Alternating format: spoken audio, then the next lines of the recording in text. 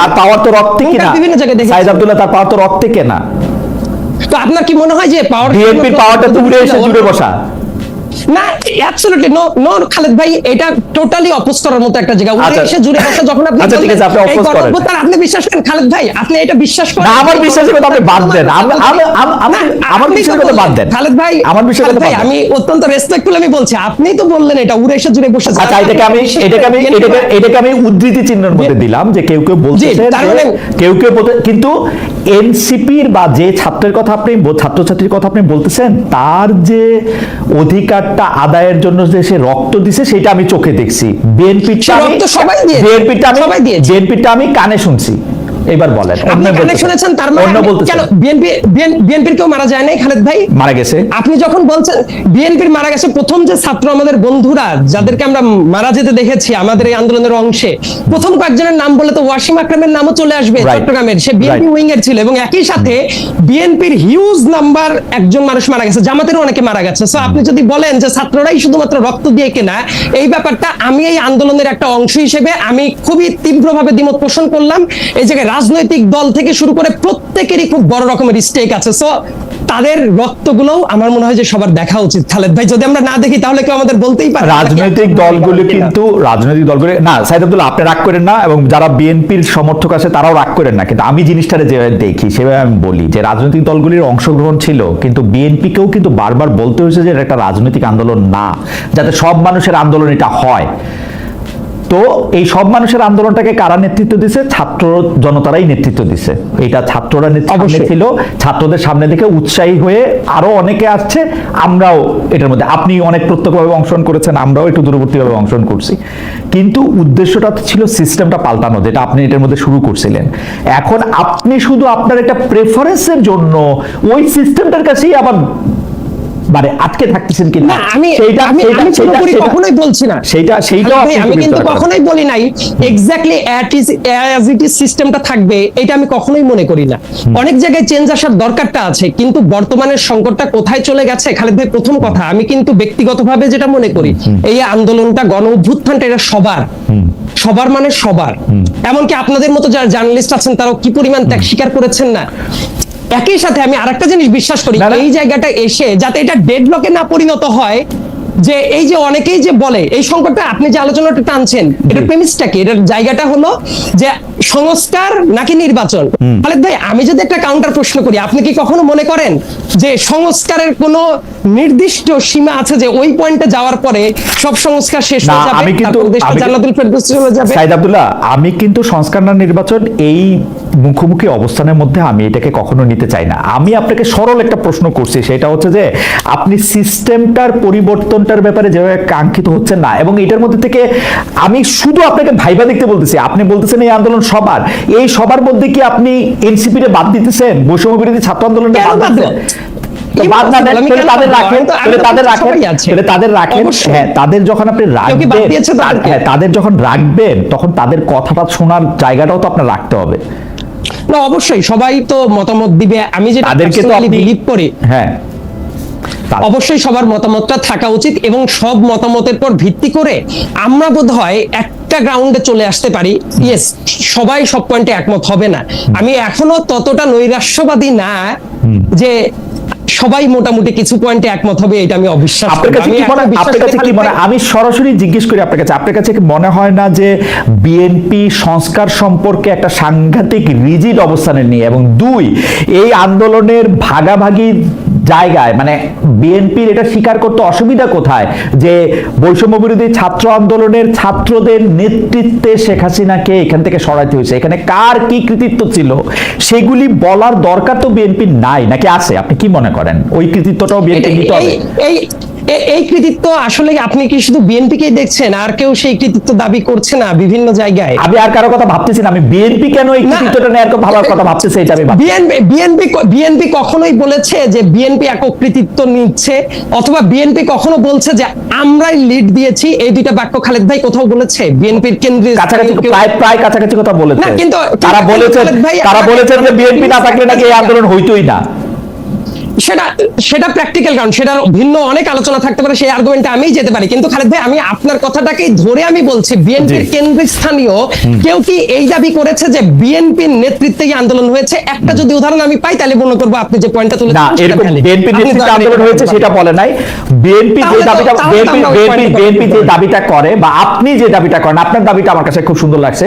সেইটা হচ্ছে যে আপনি বলেন যে একটা জায়গাকে অনেকবার আঘাত করা হলো, 100 আঘাত করা হলো, 100তম আঘাতে গিয়ে ওইটা ভেঙে পড়লো, তাহলে কি আপনি 100তম আঘাতের কৃতিত্ব দিলেন কিনা? তো সেটা হচ্ছে যে বিল্ডিং এর জন্য ঠিক, এই আন্দোলনের জন্য ঠিক না। এই আন্দোলনটাকে আমি ফুটবল খেলার মাঠের সাথে তুলনা করতে পারি, যেখানে মধ্যে হচ্ছে সারা মাঠ অনেক খেলা হলো, গোল দিল হচ্ছে তাজনুবা জাবিন। আমি তাজনুবা জাবিনকে স্কোরার বলবো, আপনাকে না, আনফরচুনেটলি। আপনি স্কোরার বলবেন, কিন্তু কোনোদিন কি খালেদ ভাই এইটা বলে যে যে স্কোর করেছে সেই একমাত্র ক্রেডিট দাবি দেয়? হ্যাঁ, অনেকটাই বলে।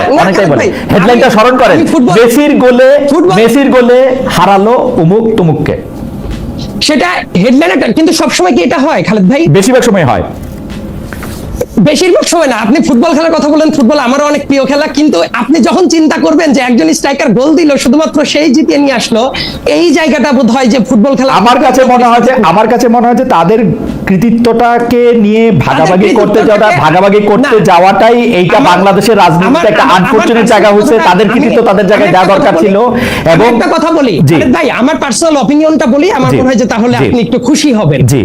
যারা আন্দোলন করেছে, আমরা তো সবাই সহযোদ্ধা মানুষ, এবং আমি দৃঢ়ভাবে বিশ্বাস করি এই আন্দোলনটা যখন থেকে শুরু হয়েছে, এই যে বৈষম্য বিরোধী ছাত্ররা যারা ছিল, তারা নেতৃত্বস্থানীয় জায়গায় ছিল, এইটা কেউ অস্বীকার করা কারোর জন্যই কখনোই উচিত হবে না। একই সাথে এই পয়েন্টটা এইভাবে আসা উচিত, তাদের আন্দোলনে কোটা সংস্কার আন্দোলনটা শুরু হলো, কোটা সংস্কার আন্দোলন ধীরে ধীরে গণ অভ্যুত্থানের দিকে এগিয়ে গেল, এবং রাজনৈতিক দলগুলো খুবই গুরুত্বপূর্ণ রোল প্লে করেছে।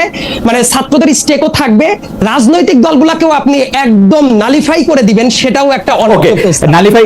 আমার মনে হয় যে নালিফাই প্রশ্নটা কোথেকে আসলে এটা আমি বুঝতে পারতেছি না। সাইদ আব্দুল্লাহ, আমরা আবার আসলে অনেকেই এই কথাও বলে যে রাজনৈতিক দলগুলো কিছু ছিল না, রাজনৈতিক দলগুলো এই কথা বহু মানুষ বলে, রাজনৈতিক দলগুলো কিছু ছিল না।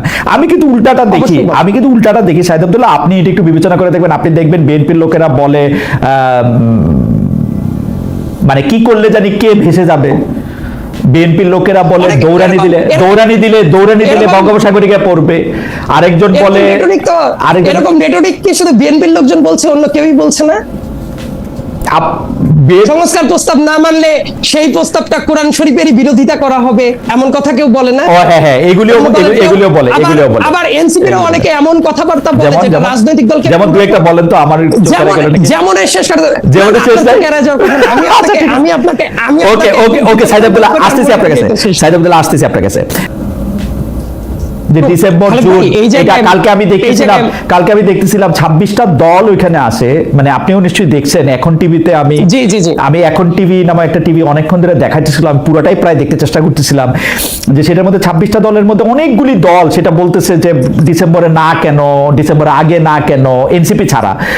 কেউ আবার এটা বলতেছে যে ঠিক আছে আপনি ডিসেম্বরের পরে দেন, আপনি একটা ডেট ঘোষণা করে দেন, আপনি এই রহস্যের মধ্যে রাখার মানে কি?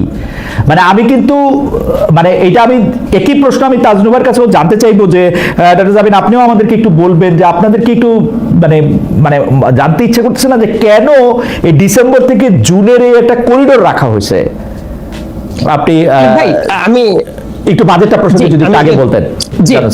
না, বাজেটটা প্রসঙ্গে বলবো, এবং একই সাথে এটা ইন্টারলিঙ্কড একটা ব্যাপার। মানে আমার পার্সোনাল আন্ডারস্ট্যান্ডিং থেকে বাজেটের কথা যেটা আমার কাছে মনে হচ্ছে, এই বাজেটের ব্যাপারে অন্যান্য রাজনৈতিক দলের বেশ কিছু কমেন্ট আমি দেখলাম যে কেউই আসলে খুব বেশি হ্যাপি না।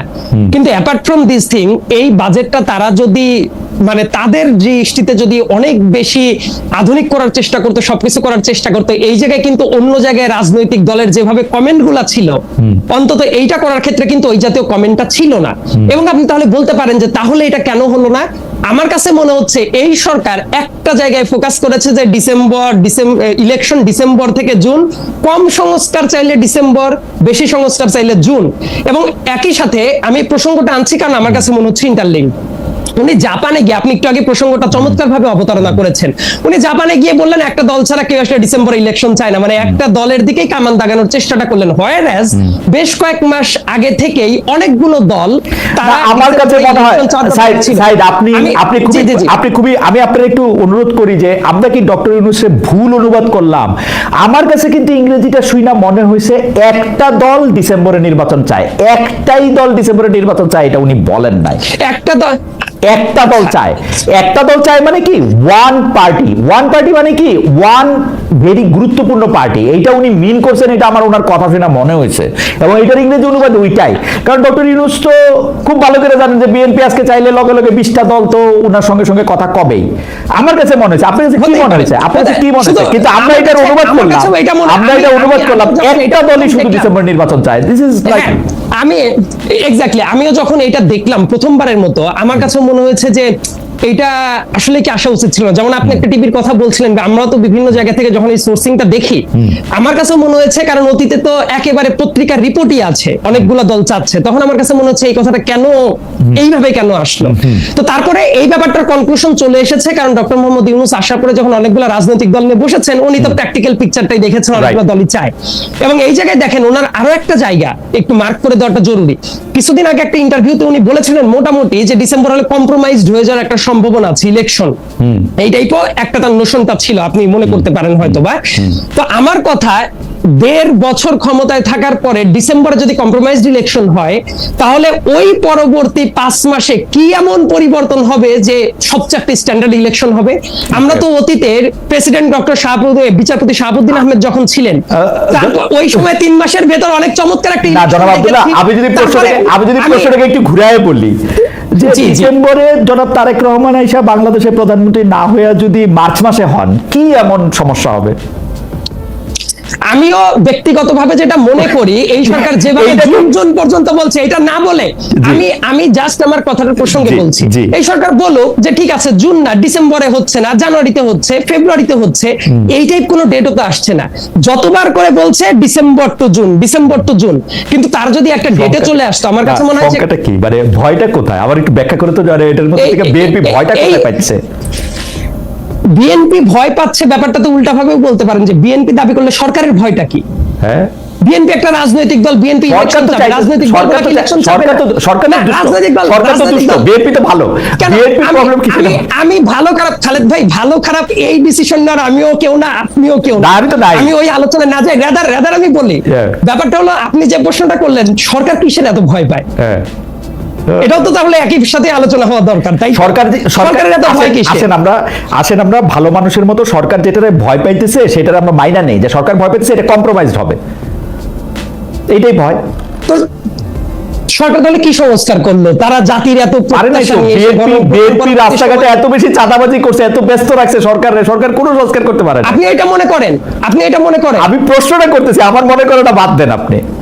আচ্ছা, তার মানে এই যে এই জাতীয় ধারণা, তো ধরেন একজন চাঁদাবাজি করলো, আমি দেখতে চাই তাকে নিয়ে যে পুলিশ স্ট্রেট ফরওয়ার্ড গ্রেফতার করে নিয়ে চলে যাক, এটা তো সরকারের কাজ রে ভাই।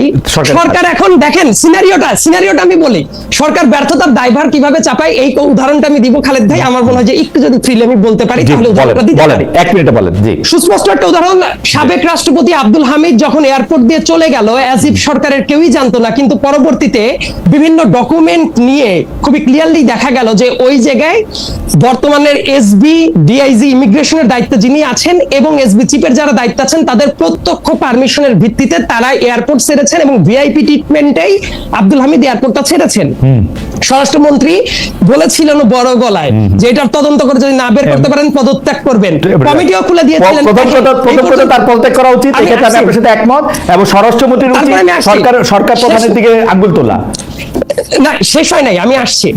দেখেন, ঠিক এইটার জন্য পরবর্তীতে একজন নায়িকা নুসরাত ফারিয়া, ওই নুসরাত ফারিয়া ভালো কি খারাপ কি অমুক তমক আমি এই আলাপে যাচ্ছি না, কিন্তু উনাকে এয়ারপোর্ট থেকে যেতে দেওয়া হলো না, গ্রেপ্তার করে নিয়ে যাওয়া হলো। তার পরবর্তীতে তাকে যে মামলা গ্রেপ্তার দেখানো হয়েছিল, মানে 300 না এগুলো আমি জানি, আপনি কথাটায় আসেন যে নুসরাত ফারিয়ার প্রতি অন্যায় হয়েছে। আমি আসছি ওই পয়েন্টে আমি আসছি। জি। তারপরে স্বরাষ্ট্র উপদেষ্টা কি বক্তব্য দিলেন যে ছেড়ে যদি দিতাম তাহলে তো বলতেন ছেড়ে দিলাম কেন।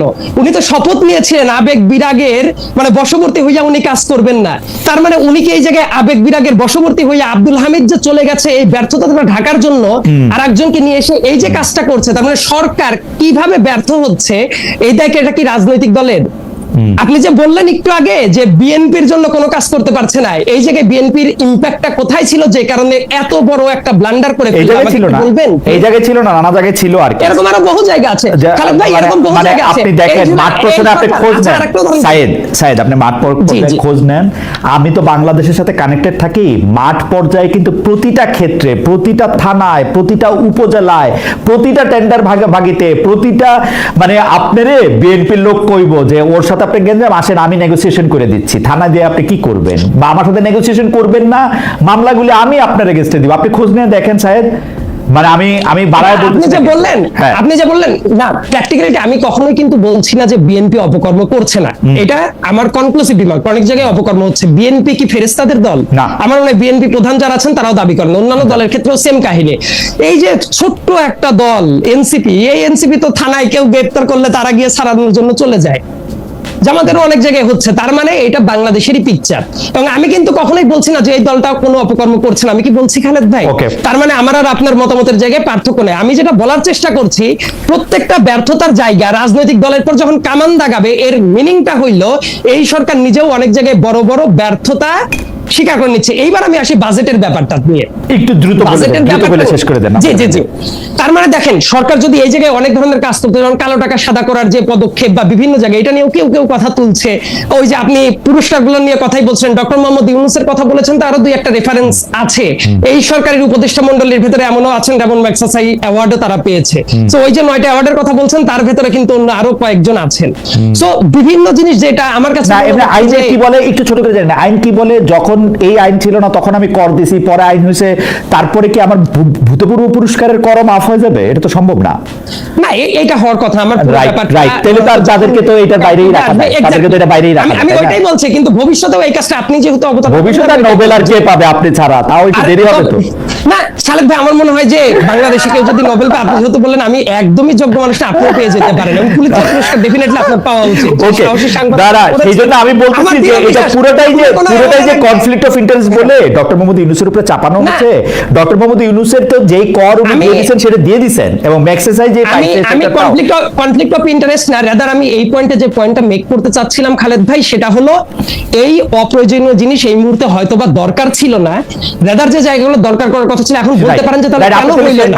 আমার মনে হয় যে অন্তর্বর্তীকালীন একটা সময়ের ভেতরে এইটাই ডামাডোল যে থাকবে, এটা হলো প্র্যাকটিক্যাল গ্রাউন্ডের ব্যাপার। এবং এই কারণে অন্য কোন ইলেক্টেড গভর্নমেন্ট আসলে বাজেটটা নিয়ে যে পরিমাণ মানে চার সাইডে হাইপ থাকে, আলাপ আলোচনা থাকে, এবার দেখবেন আলাপ আলোচনাটা কম। কারণ এই অন্তর্বর্তীকালীন সরকারের বাজেটের যে প্ল্যানটা, আমার কাছে মনে হচ্ছে সবাই ওইটাই ধরে নিচ্ছে অন্তর্বর্তীকালীন সরকারের জন্য এই পুরো ইস্যুটা ম্যানেজ করা হয়তো বা ইলেক্টেড গভর্নমেন্টের মধ্যে যে হিউজ স্কেলে করে সেটা সম্ভব না। এই জন্য এই জায়গায় ফোকাসটাও কম আছে।